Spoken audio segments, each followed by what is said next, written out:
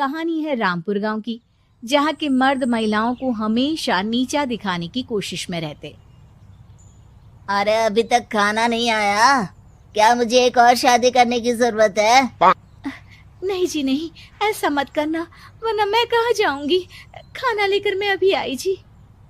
गांव की पंचायत में भी फैसले हमेशा औरतों के खिलाफ ही रहते। मैं जो फैसला सुनाता हूँ वो भगवान की आज्ञा होती है। इस लड़के ने अपने मन से शादी करके अच्छा नहीं किया। लड़के को घर भेज दो और इसकी शादी इसकी जाति की किसी लड़के से करवा दो। लेकिन ये लड़की, इसे तो गांव के बाहर निकाल दो। नहीं नहीं जमींदार साहब, ये क्या बोल रहे हैं? ऐसा नहीं हो सकता। मेरी बेटी मासूम है, इसे अच्छे बुरे की समझ नहीं है। अरे कहाँ जाएगी ये बेचारी?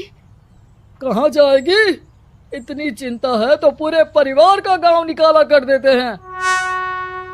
बेचारे पूरे बसे बसाए परिवार को गांव छोड़ना पड़ता है।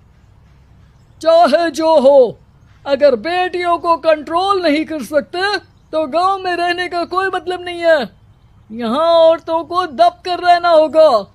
कोई भी अपने हिसाब से कुछ नहीं कर सकता, सब ईश्वर की मर्जी से ही होगा। तभी गांव का एक आदमी दौड़ा दौड़ा आता है। सरपंच साहब, जमींदार साहब, वो कालिया है ना, उसकी बेटी पढ़ने के लिए शहर जा रही है। अच्छा, ये कब हो गया? और कालिया की हिम्मत कैसे हो गई ऐसा करने की?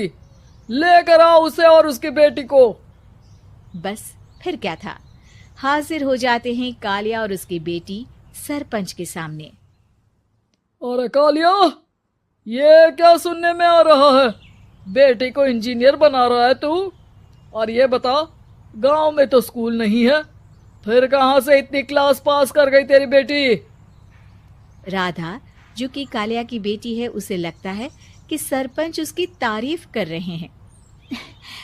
सरपंच जी, मैंने ऑनलाइन पढ़ाई की है, डिस्टेंस लर्निंग से। सभी में मैंने अच्छे नंबर पाए हैं, जिसे देखते हुए शहर की इंजीनियरिंग कॉलेज में मुझे स्कॉलरशिप मिली है। वाह जी वाह, क्या होती है ये? पहले तो ये बताओ, फिर आगे की बात करते हैं। पूरा गांव राधा की बात सुन रहा था और राधा बोलती जा रही थी। तो ऐसे मैं फ्री में एक अच्छी शिक्षा लेकर गांव में जो कुछ परेशानियां हैं, जैसे बिजली, पानी और इंटरनेट जैसी समस्याओं के लिए काम करूंगी।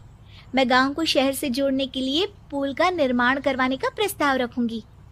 मुझे पूरी उम्मीद है कि जल्द ही हमारा गांव भी तरक्की की राह पर चल पड़ेगा।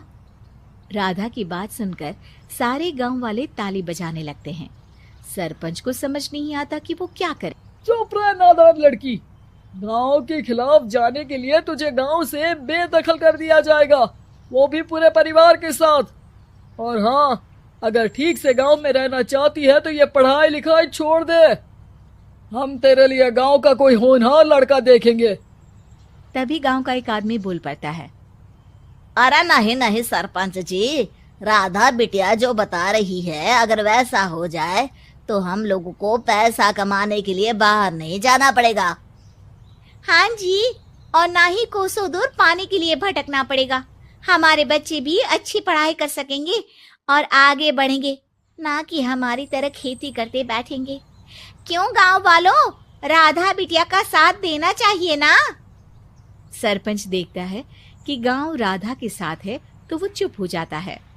वो घर आकर अपने सलाहकार से बात करता है, जो बहुत ही चालाक किस्म का इंसान होता है।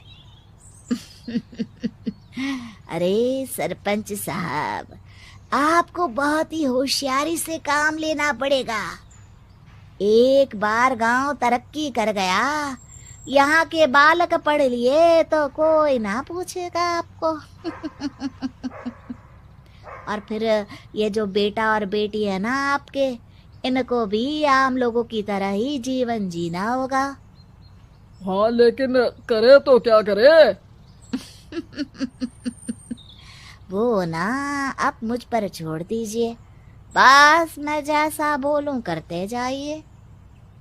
अगले रोज सुबह जब गांव वाले सोकर उठते हैं तो राधा के घर के बाहर और साथ ही वो लोग जिन्होंने राधा का सपोर्ट किया था, उनके घर के आगे उम्मीद है कि आपको हमारी ये कहानी पसंद आई होगी। कृपया हमारे चैनल को सब्सक्राइब करें और सभी अपडेट्स के लिए बेल आइकन जरूर क्लिक करें। और हाँ, वीडियो लाइक और शेयर करना मत भूलिएगा। Bye bye.